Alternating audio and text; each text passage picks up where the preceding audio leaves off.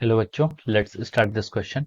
So this question says pressure may be defined as the linear momentum per unit volume. Pressure को हम कैसे define कर रहे हैं यहाँ पर may be defined as linear momentum per unit volume. Is it correct? क्या ये सही है? Check by the method of dimension. हमें क्या करना है? डायमेंशन के मेथड पर हमें इस क्वेश्चन को क्या करना है? चेक करना है. ठीक है. तो देखिए बच्चों, इस क्वेश्चन का जो आपका की कॉन्सेप्ट है, इस क्वेश्चन का जो आपका की कॉन्सेप्ट है, ये क्वेश्चन में हमको क्या करना है? फॉर्मूला चेक सही है, ये नहीं है, ये हमें वेरीफाइड करना है. तो ये क्वेश्चन आपका डायमेंशन एनालिसिस पर बेस्ड है, क्योंकि हमें डायमेंशन एनालिसिस की हेल्प से ही इसे क्या करना है? चेक करना है. ठीक है. तो चलिए अब हम इस क्वेश्चन को स्टार्ट करते हैं. देखिए उसने बोला है कि प्रेशर में be define as a linear momentum per unit volume. ठीक है. तो देखिए बच्चों, सबसे पहले हम लिख लेते हैं डायमेंशन ऑफ प्रेशर. प्रेशर की क्या डायमेंशन होती है, हम यहाँ पर ये देख लेते हैं. ठीक है. प्रेशर की डायमेंशन क्या होती है? प्रेशर का जो फॉर्मूला होता है आपका, प्रेशर इज इक्वल टू क्या होता है आपका? Force divide by area. ठीक है. प्रेशर आपका फोर्स डिवाइड बाई एरिया होता है. फोर्स क्या होता है आपका? Mass into acceleration. Mass m हो जाएगा, एक्सेलरेशन आपका lt minus two. So this is the dimension of your force. और एरिया, एरिया क्या हो जाएगा आपका? l का स्क्वायर. तो आप यहाँ से p की डायमेंशन लिख सकते हैं, ये कितने आएगी? m l माइनस वन और t माइनस टू. ठीक है. तो हम लिख सकते हैं डायमेंशन ऑफ प्रेशर कितनी आएगी आपकी? m L माइनस वन और T minus two. This is the dimension of the pressure. यह क्या आ गया? आपकी प्रेशर की डायमेंशन आ गया.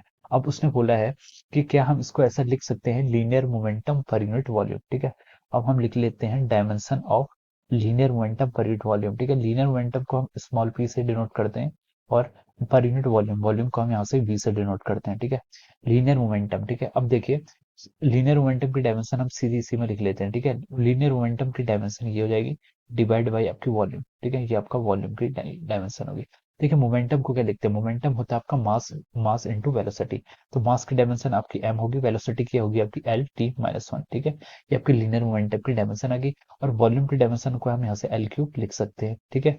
अब इसको हम सॉल्व करेंगे तो कितना आएगा? m l ऊपर आएगा तो ये आ जाएगा l माइनस टू, और ये t माइनस वन आपका ऐसे हो जाएगा. ठीक है. सो this is the dimension of momentum.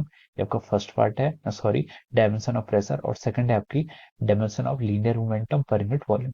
तो देखिए डायमेंशन इक्वेशन वन और इक्वेशन टू का राइट हैंड साइड क्या कर रहा है? मैच नहीं कर रहा है. तो हम लिख सकते हैं जो आपका क्या है?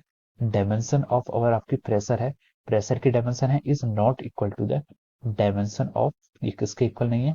Dimension of momentum per unit volume के इक्वल नहीं है. ठीक है. तो हमसे यही पूछा था कि चेक द डायमेंशन. तो no, dimension is not same. No dimension are not same. Dimension के यहाँ पर आपकी सेम नहीं है. This will be the answer of our question. Okay. यहाँ पर हमने प्रूव करके दिखा दिया. तो this is the answer of this question. So I hope you all understood this concept. All the best and thank you so much.